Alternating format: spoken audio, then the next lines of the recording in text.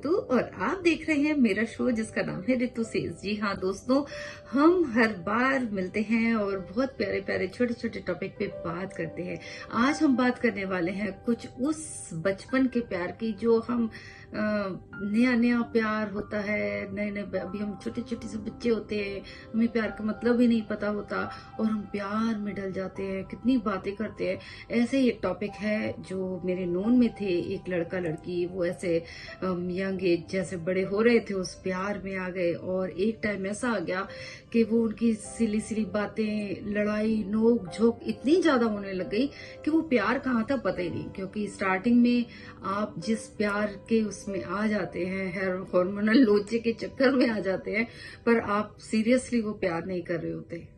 शायद वो आप परफेक्ट वो जोड़ा भी नहीं होते, परफेक्ट कपल नहीं बनने के लिए तैयार होते हो, आप ना समझ होते हो और लाइफ में अभी जीवन में कितनी चीजें करनी होती है, अभी आप उन चीजों को भी पीछे छोड़ चुके होते हो सिर्फ इन्हीं बातों की वजह से। जबकि लाइफ में हमें हर चीज से पहले अपना राइट पाथ, अपने जीवन का जो सही रास्ता है वो देखना बहुत जरूरी होता है। जी हाँ दोस्तों, तो ऐसा ही केस आया, बाय चांस वो चीज मुझे पता लग गई और उन्होंने मुझसे जब शेयर की तो मुझे भी देख के लगा कि तो बहुत ही ज्यादा नोकझोंक लड़के की लड़की की।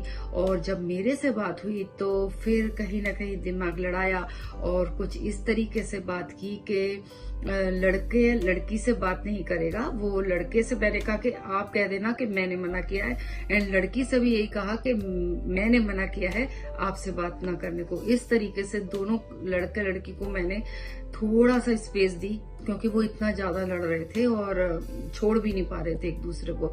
फिर कहीं ना कहीं ब्रेक आया, उनका माइंड सेट हुआ और वो कंप्लेंट हट गई क्योंकि बीच में मैं आ गई थी। मैंने सारी बुराई जो एक दूसरे से लड़के हो रही थी वो बात ही आ गई थी कि मैंने मना किया है। तो दोनों के लिए एक सॉफ्ट कॉर्नर ये हो चुका था कि यार वो मैंने मना किया, ऋतु ने मना किया हुआ है। तो बस इस तरीके से कुछ टाइम जब वो आगे चले, उनका बोलना करना कम हुआ और फिर जब उनका फोकस अपने कॉलेज पे जो स्टार्ट ही हुआ था, जब उस चीज पे आया और तब उन्हें लगा कि हाँ हम ये बहुत बड़ी गलती कर रहे थे, हम शायद राइट कपल ही नहीं थे, हम एक दूसरे के थे ही नहीं। क्योंकि उस जगह पे प्यार नहीं बचा था, वो भाग रहे थे, लड़ाई लड़ाई लड़ाई और बहुत गंदा सा रिलेशन हो चुका था। और फाइनली अब वो लड़का लॉ में है, LLB कर रहा है और जो लड़की है वो सीरियसली IPS की तैयारी कर रही है। और अब उसके बाद जब वो थोड़ा सा सेटल हो गए तो फिर क्योंकि वो बचपन से ही एक दूसरे को जानते थे तो मुझे ये ना गवारा था, ये पसंद ही नहीं था कि वो दोनों एक दूसरे बात करने ही छोड़ दें। क्यों? अगर प्यार नहीं है तो क्या दोस्ती नहीं निभा सकते?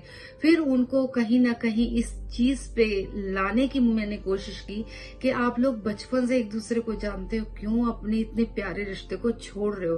क्यों ना एक प्यारा सा अंजाम दे दो इस चीज को। और उन्होंने धीरे धीरे इस चीज को समझा, जबकि समझ नहीं पा रहे थे क्योंकि लड़की शायद ज्यादा इमोशनल थी। उसको ये लगता था कि नहीं, मैं जैसी बात करती हूँ मेरे वो फीलिंग्स जाग जाती है। बट लड़की को भी समझाया कि नहीं, लाइफ में बहुत सारी चीजें हैं।